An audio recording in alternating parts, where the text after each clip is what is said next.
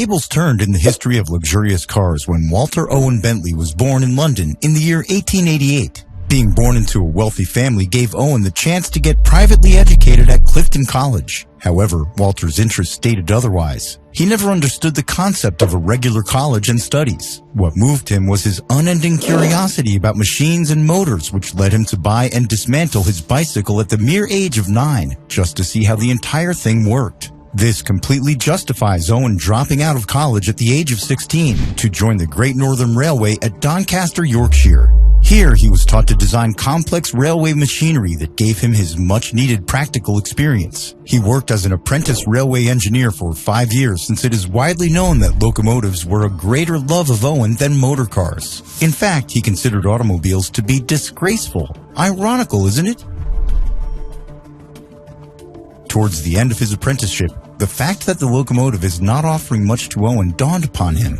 This lack of satisfaction in his chosen career path played a major role in the sudden shift of his passion. He later bought a motor vehicle, made a few modifications with the help of his brother Horace Milner and other co-workers, and actively started participating in the local race competitions, landing consecutive victories from 1906 to 1908. Of course, he didn't stop there. His obsession with motorbike racing made him participate in the most dangerous racing competition in the world, Isle of Man TT, once in 1909 and the next in 1910.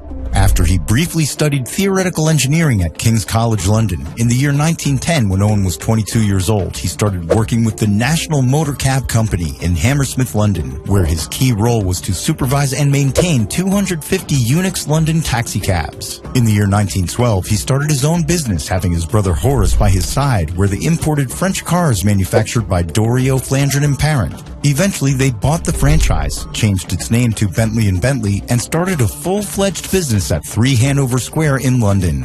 Bentley acted fast and started working on and improving the DFPS to test them in the racing competitions. This showed quite positive results since a 2.0-liter car set a 10-lap record at Brooklands at 66.78 miles per hour in November 1912. Owen's hunger for perfection didn't let him settle in. His out-of-the-box achievements didn't seem to satiate him. Later on, discovering the fact that using aluminum to build machines and vehicles will make them way lighter breathed life into his success. The lighter the vehicle, the faster it will run.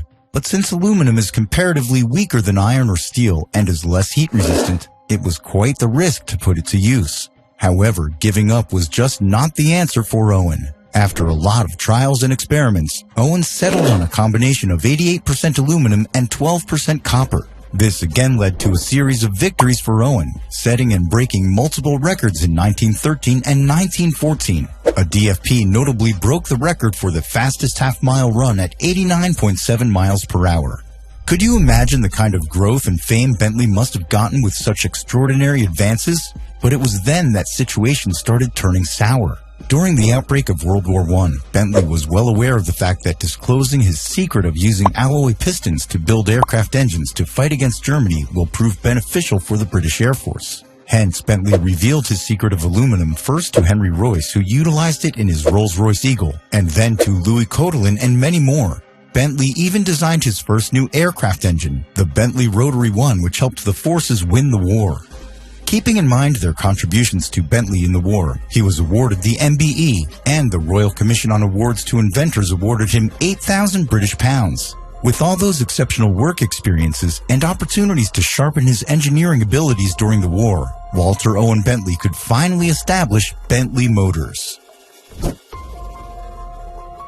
Immediately after the end of World War I, Owen established Bentley Motors with former Humber chief designer Frank Burgess and Harry Varley in London. Later, former British war pilot Clive Gallup joined the team in Crixwood to design and develop the first ever car Bentley Motors ever produced, which is Bentley 3-liter. This glorious beast came out to be the best at the time, with 4 valves per cylinder, twin plugs for each cylinder, an overhead camshaft, and a cross-flow head. Soon, the Bentley 3-liter started making appearances in the local as well as the top-rated racing competitions.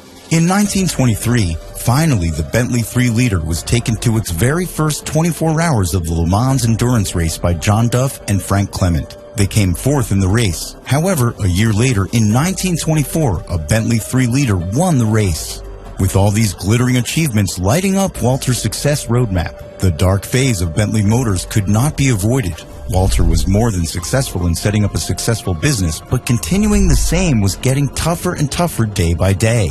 The huge burden of cost that had to be incurred to manufacture such incomparable racing cars took its toll upon Bentley Motors. Getting steady financial help from Wolf Barnado, who happens to be a diamond mine heir, no doubt helped the company to manage its capital, but it also ended up with Barnado being a major shareholder. This stability meant Walter focused on introducing the world to more mechanical miracles, like the 41.5-liter in 1927, the Speed 6 in 1928, the supercharged 4.5-liter blower Bentley in 1929, and the Titanic 8-liter in the year 1930. The 8-liter was by far the best example of Walter's exemplary craftsmanship. It was the longest and the most luxurious car the world could have ever seen back in that time. It proved to be, moving at more than 100 miles per hour, that too dead silent, even though it was the longest, the most luxurious car with comparatively heavier machinery. The Great Depression put all of the hard work of Owen down the drain. Bentley Motors specializes in manufacturing luxurious cars. What do you think must have been the situation of this company back then in the year 1930, when people were finding it difficult to even make ends meet? Do you think Bentley could have survived the crisis after spending all its wealth in manufacturing these cars, especially the Bentley 8-liter? Since Bentley could not help but get bankrupt, the company was put on sale.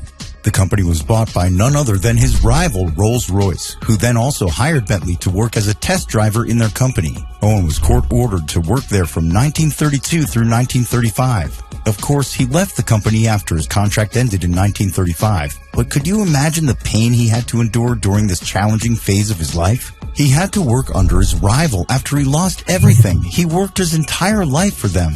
He then started working for other British luxury car brands such as Lagonda Aston Martin, and then Armstrong Siddeley till the time of his retirement.